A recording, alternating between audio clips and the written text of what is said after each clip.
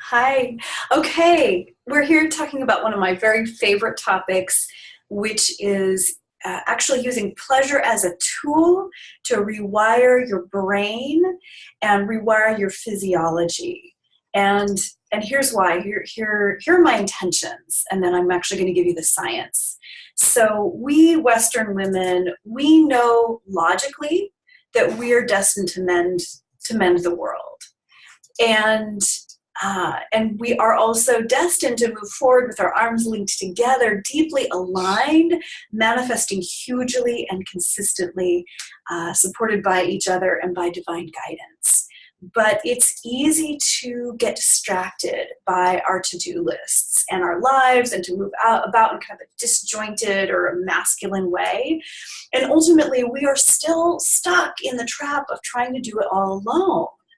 And we women are trying to, in some ways, still operate from within some very tired old paradigms. As well, this past year, I watched a number of my women friends just get, totally out of their bodies with the election, white supremacists, police brutality, natural disasters. We had the fires here in Northern California and Southern California. Women lost their homes, they lost money, they lost clients, they got sick, they became totally ungrounded and got really lost. I watched some of my women friends get really lost in irritability and anger and in their critical mind and engage in self-sabotage. And these were really powerful women leaders.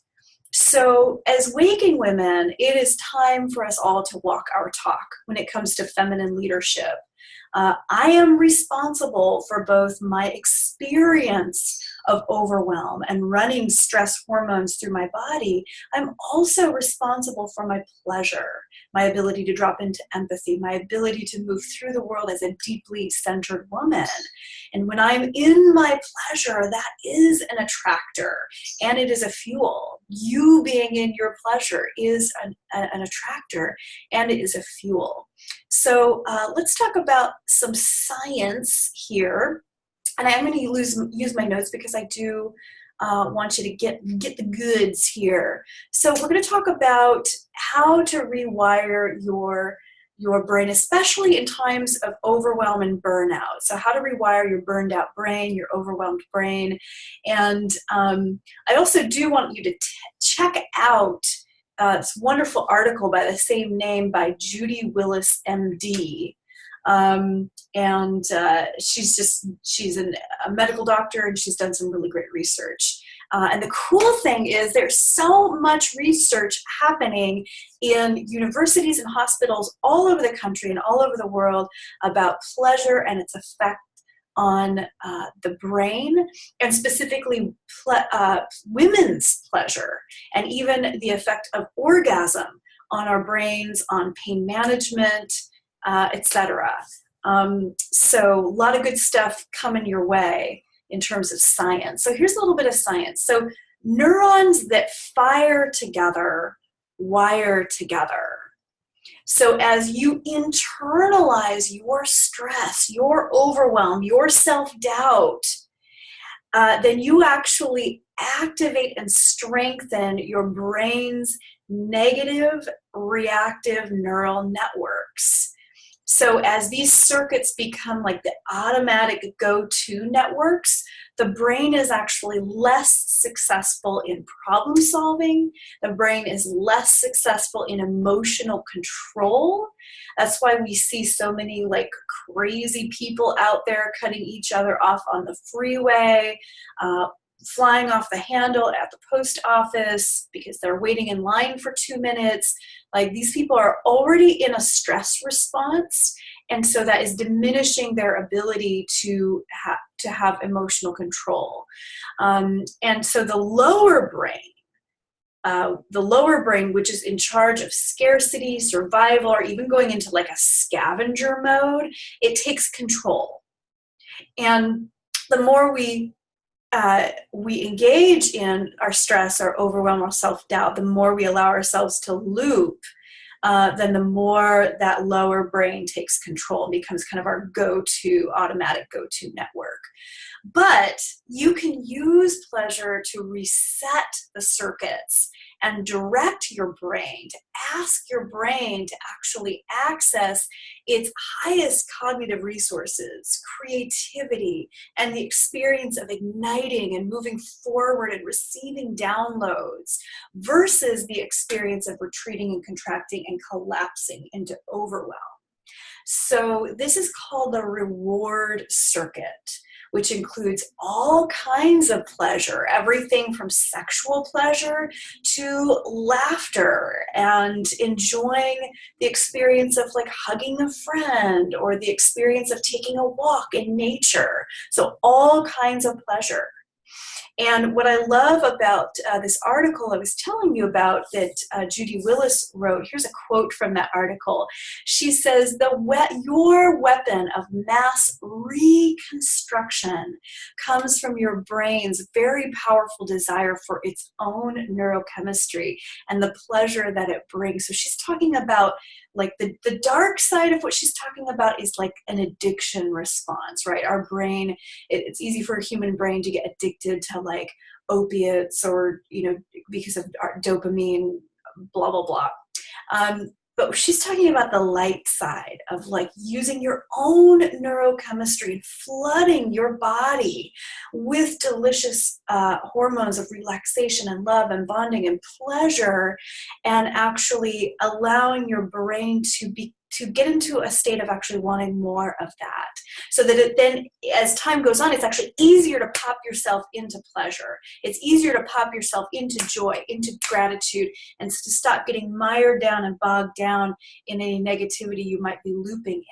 So we're talking about using pleasure as an anchor. Many different therapies, including NLP, hypnotherapy, somatic therapies, use the term anchor, which means that you are using movement or touch, or in this case, pleasure, to actually anchor in an experience.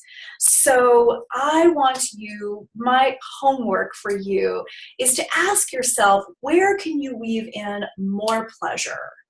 How can you weave more pleasure into every part of your life?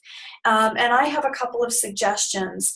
One is you can take your favorite visualization exercises, any process, any ritual, any prayer, any affirmation, and you can actually pair it with pleasure.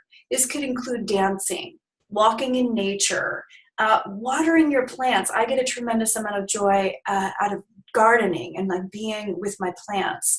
Move some energy. It could even include self-pleasure.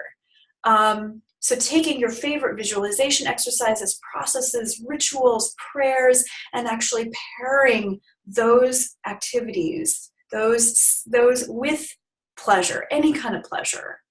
Another beautiful ritual that's super easy and accessible for most of us is to take a priestess bath. Now, if you don't have access to an actual bathtub, this might be a foot soak with some essential oils that just smell delicious. But if you have a bath, to actually immerse yourself in water, this works with children. I love that Sark says when children get crabby, throw them in water. Same thing with adults. There's something about being in water that resets our system very quickly and allows yourself to go into that no-mind place where you can actually receive beautiful downloads and create space for being in your more creative self, to be more connected to your higher self.